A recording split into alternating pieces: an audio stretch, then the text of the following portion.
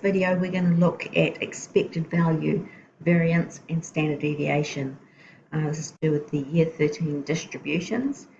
If you are working from the ESA Learning Workbook, we're looking at exercise A. If it's the booklet version, it's page 3. Okay, so expected value. This is just exactly what it says, what you expect. It's the mean. Variance and standard deviation, these are both measures of spread. So how far away from the mean is the data spread out? And if you've done year 12 normal distribution, you'll have some understanding what standard deviation is already. But they're both measures of spread. Okay, so the first thing we need to refresh our memory on is all probability. All probabilities equal 1. So the probability of something happening and the probability of it not happening will equal to 1. So if we look at this example right here, we've got the probability that x is equal to 1, 2, 3, 4, or 5. We've got 0.1, 0.2, 0.1, and 0.3. They all add up to 0.4, 0.6, 0.7. So at the moment they add up to 0.7 plus the c. Therefore, the c must be 0.3. 0.3 is the value of C. Okay, so when we look at expected value, or the mean value, these probabilities mean that each of these numbers is weighted. So getting a 5 is 3 times more likely than getting a 4 or getting 1. Getting a 3 is twice as likely as getting a 4 or 1, etc. Okay, so this process is allowing for the weighting. So it's not like a dice where every number is equally likely. So to get the expected value, the mean, we've got this formula here, and that's given to us on a formula sheet for our external exam.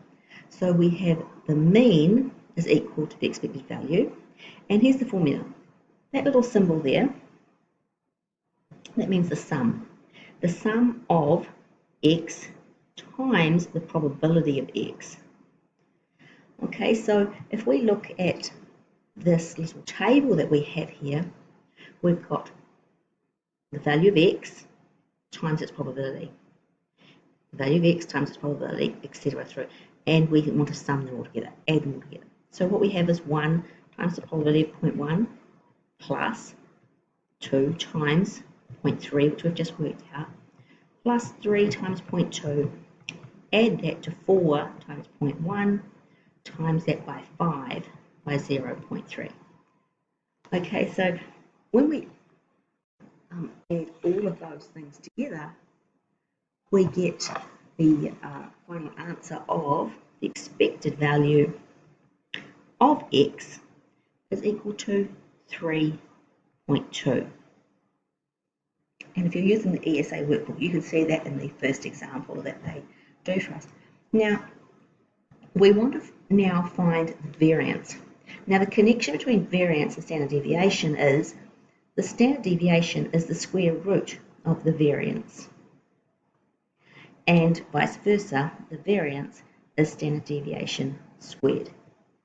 Okay, so if we work on the variance first, now you'll see here, standard deviation, there's the symbol of standard deviation. We go SD or standard deviation, and you can see it right here. Standard deviation, so standard deviation squared is the variance. I don't like that formula, it looks confusing. I prefer this one. They are exactly the same thing, but it's just, in my opinion, less confusing.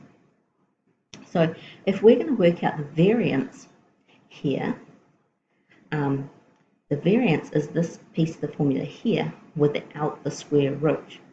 Okay, so we square it later, we get the standard deviation. So what this means is the expected value of x squared. And then once we get all that, we're going to subtract the expected value of x. And the squared is outside this time. So this expected value of x, it's from over here. It's our mean squared, which we've already calculated as 3.2. So this end piece is going to be 3.2 squared. Okay, but let's look at what it means by x squared. So we've got here expected value x squared times its probability. X squared times probability. So this time we've got 1 squared times its probability plus 2 squared times its probability, etc. And then at the end of all that, we're going to subtract the expected value of x, or the mean of x, squared. Okay, so when we do all that, we end up with 12.2 minus the 3.2 squared, and we get a final answer of 1.96 to do 2 decimal places. Now remember, that was the variance of x, and so the standard deviation of x is just the square root of that answer. So we get 1.4 for a standard deviation. Okay, so if you're working through the ESA workbook, have a go at exercise A, working through, remembering that all probabilities add to 1, and if you have got, like question 2, a spinner, and it's divided into 8 equal pieces, then every piece has a 1/8 chance. You might notice that 1 comes up twice, 2, 3, and 4, they all come up twice. So they actually, in fact, all have a 1/4 or 0.25 chance of coming up. Okay, that's the end of this tutorial.